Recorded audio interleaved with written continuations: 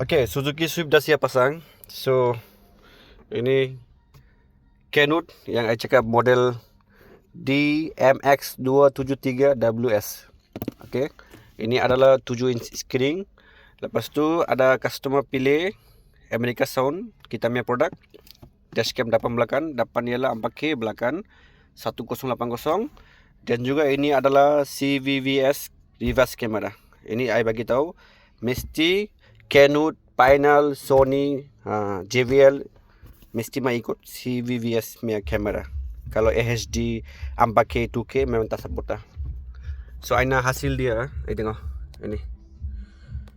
Ini kamera belakang, recording. Lepas tu boleh nampak ini depan. Boleh screen full. Ambil gambar. Dia boleh playback dengan handphone. Ini dashcam, sini ada 2 inch screen. Boleh pakai handphone atau boleh sambung dengan Android player. Ini ialah terbaru. Okay. Boleh tracking GPS location. Okay. Ini date apa semua, tracking GPS location pun boleh. Lepas tu reverse camera ialah 6 speed. So reverse camera, tengok sangat cantik. Ini player Canute, kamera CVVS, baru boleh support. Okay.